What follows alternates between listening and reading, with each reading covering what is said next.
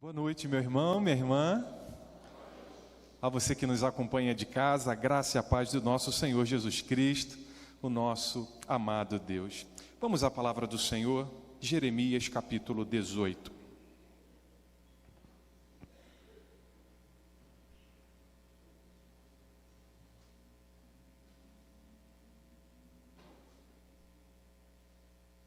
Leremos até o verso 6. Profeta Jeremias, capítulo 18, assim nos diz a palavra do Senhor. Palavra que foi dita a Jeremias da parte do Senhor. Levante-se e desça até a casa do olheiro, e lá você ouvirá as minhas palavras. Desci à casa do olheiro, e eis que ele estava trabalhando sobre a roda. Com o vaso que o olheiro fazia ao barro, como o vaso que o olheiro fazia de barro se estragou nas suas mãos, ele tornou a fazer dele outro vaso, segundo bem lhe pareceu. Então a palavra do Senhor veio a mim dizendo: Casa de Israel, será que não posso fazer com vocês como fez esse olheiro? Diz o Senhor: Eis que como barro na mão do olheiro, assim são vocês na minha mão, ó casa de Israel. Ainda dá tempo.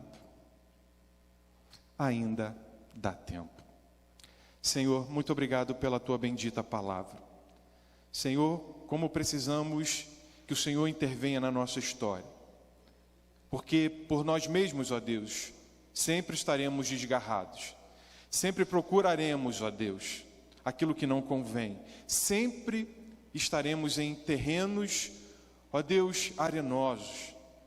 E por isso pedimos que o Senhor nos ajude e nos abençoe, sobretudo nos resgatando. Em nome de Jesus oramos. Amém. Esse é o profeta Jeremias, profeta que durante 40 anos e um pouquinho mais até exerceu o seu ministério. Ele passou por 4 reis: Josias, Jeoacás, Joaquim e Zedequias. Um ministério para dizer e alertar ao povo: olha, Deus está vendo o que está acontecendo entre vocês. E o objetivo principal, o ponto central das profecias de Jeremias ao povo é: Deus está vindo. A mão de Deus pesará sobre vocês. E claro, como Deus sempre faz com a gente, sempre fez com o seu povo, Ele também traria resgate, Ele também restauraria o povo. Mas Deus está vindo.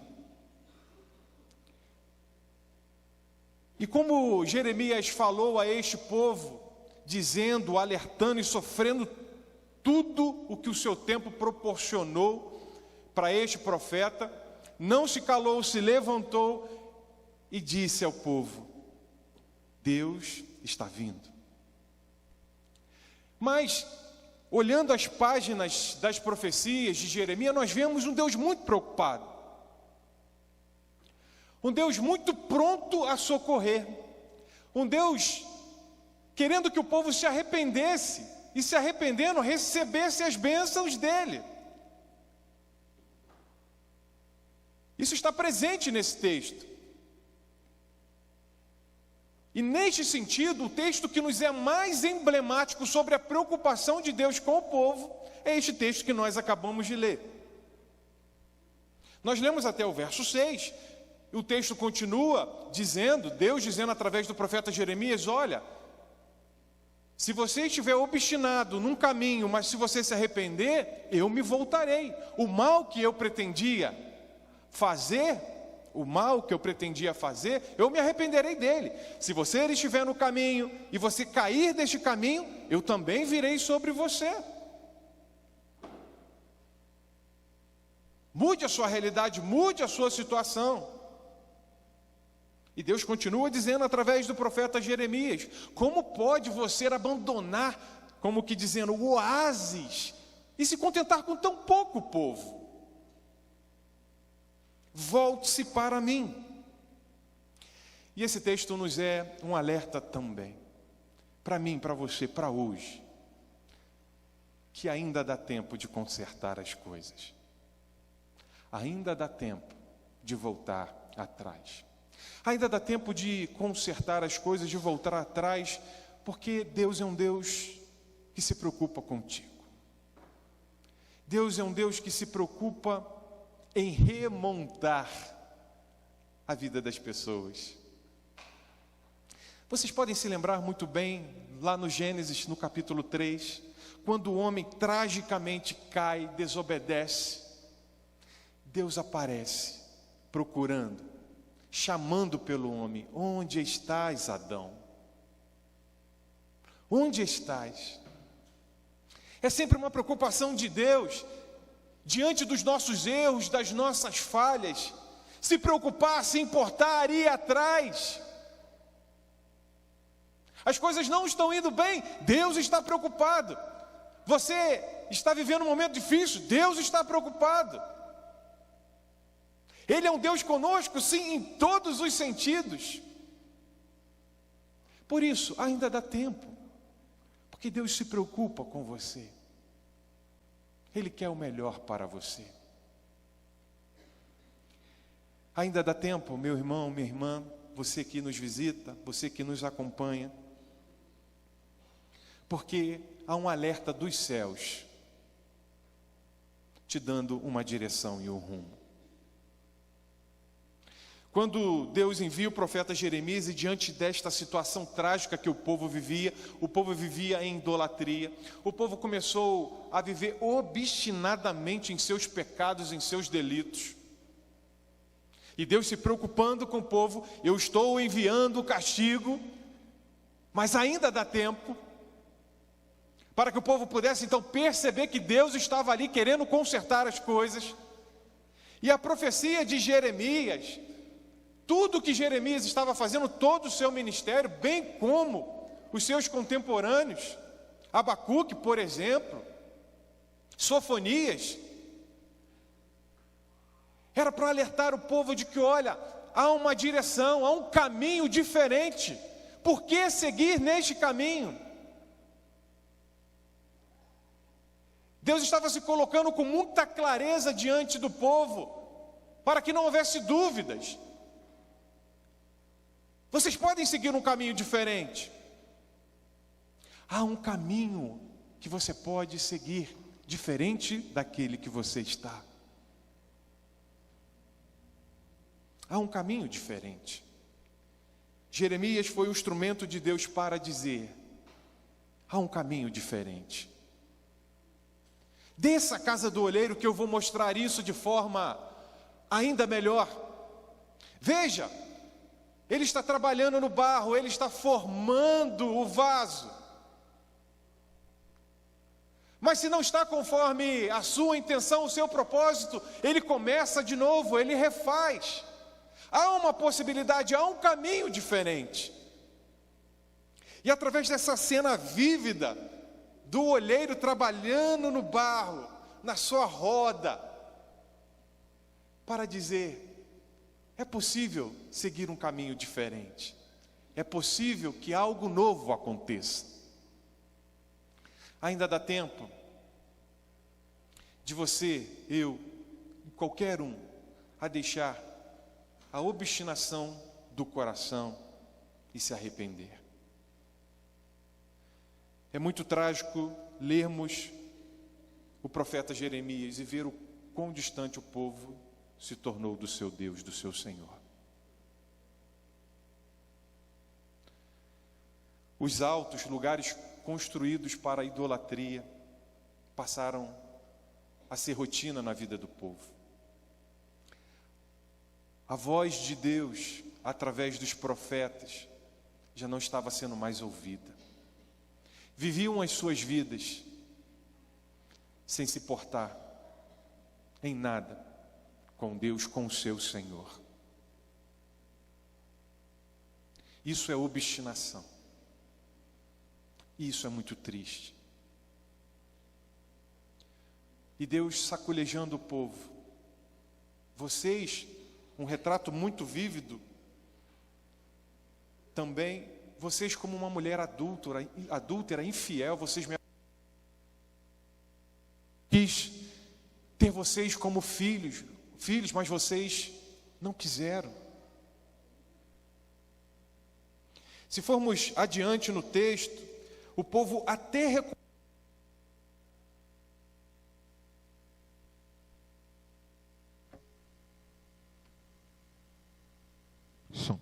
O povo até reconhece, constata a sua situação, mas diz: não, nós vamos continuar na nossa obstinação. O verso 12 vai dizer: mas eles dizem: não, é inútil, porque seguiremos os nossos planos, e cada um fará segundo a dureza do seu coração maligno. A que ponto se pode chegar? Que obstinação é essa? Ainda dá tempo de você deixar a dureza do seu coração, a obstinação de viver como se Deus não estivesse presente. Às vezes complicamos demais. Acabamos de cantar uma música tão bela que diz: não é sobre formalidade, é sobre sinceridade. Quem estava aqui hoje de manhã na EBF, eu pelo menos notei uma cena muito curiosa. Quando a gente está trabalhando com criança, se espera de tudo, né? Aí a tia estava dizendo, né, Jesus na casa das pessoas. Aí chegou, acho que na última casa, acho que foi a casa de Jairo. Aí a criança esqueceu a fala. Aí quando foi para ele, ele olhou: esqueci. Tão simples. Esqueci. E aí me veio ao coração e à mente: por que nos falta tanto isso? A sinceridade que Jesus tanto disse que encontraríamos nas crianças, de dizer: esqueci, ou seja, as coisas não estão bem. Por que eu estou nesse caminho se eu posso estar nos mananciais do Senhor? Por quê? Às vezes estamos tocando a vida sem nos importar com absolutamente nada do que Deus pensa a respeito de tudo que estamos vivendo. Mas ainda dá tempo, meu irmão, minha irmã, você que nos visita, ainda dá tempo. Dá tempo então de você se lembrar que Deus se preocupa com você. Dá tempo. Dá tempo de que há um caminho sendo colocado à sua frente. Há uma opção. Dá tempo de você abandonar a obstinação do seu mau caminho e se voltar para Deus. Porque não é nada bom você seguir em frente. O tolo vê o perigo, segue adiante e sofre o dano. O sábio entende que ainda dá tempo, se desvia e se livra do mal. Mas quero te dizer ainda que se você perdeu todas as oportunidades e a forma como você tem vivido está para bem longe daquilo que Deus espera, que ainda há um amor de Deus para te resgatar aonde você está. Jesus nos conta uma história de um pai que tinha 2 filhos. E um deles resolveu tocar a vida longe do pai. Teve a sua vida arrasada, desperdiçou tudo que tinha. Viveu obstinadamente no seu desejo de curtir a vida. Sofreu todos os danos possíveis. E um belo dia, ele se lembrou de que havia a casa do pai. E que ele poderia voltar e pedir perdão ao pai. A Deus, por tudo que havia feito. E para a sua surpresa, a surpresa do filho, o pai estava aguardando. O texto vai nos dizer de Lucas capítulo 15 que o pai, correndo, imediatamente o abraçou e o beijou, conduído dele, e o restituiu como filho.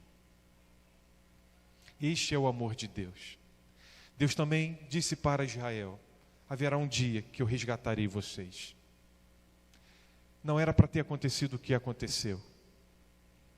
O povo sofreu o dano, o juízo veio, a nação caiu. Deus trabalhou com aquela gente, com aquele povo, e prometeu também um dia o resgate. É assim que Deus faz comigo e com você.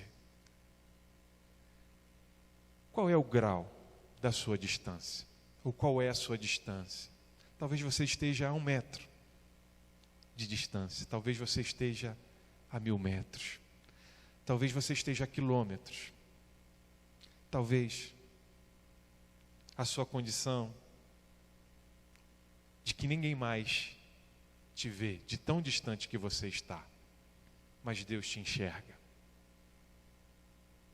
Ainda dá tempo de você reconhecer que você precisa voltar. E se você está tão longe, Deus te acha e refaz. Como o olheiro tem a capacidade de refazer o vaso, o barro que está em suas mãos, e fazer dele um vaso novo. Abaixe sua cabeça.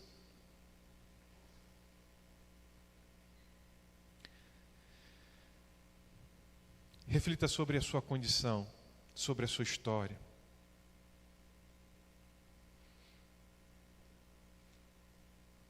Não siga em frente.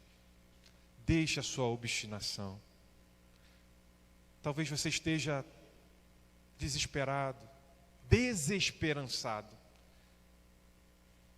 Mas lembre-se que Deus sempre tem prazer em ajudar, em socorrer. Lembre-se dos caminhos que são colocados à sua frente pela palavra de Deus. Há um caminho diferente para você. Abandone o que você está e entre pelo caminho, pela porta que Deus está abrindo. Ainda dá tempo, meu irmão, minha irmã. E se, tal qual você está como filho que foi embora, Deus está muito disposto a te receber de volta. Basta você sinalizar com o seu coração: eu quero voltar. E Ele vai te abraçar, compadecido de você, e vai te receber de volta. Que história linda é a história do nosso Senhor com a humanidade. Que história linda de se ouvir, de se contemplar. Adão, Adão, onde estás? Poderíamos estar infinitamente desgarrados do nosso Senhor, mas uma voz surgiu no jardim para nos propor algo novo. O Filho da mulher vai resolver todas as coisas, Jesus Cristo.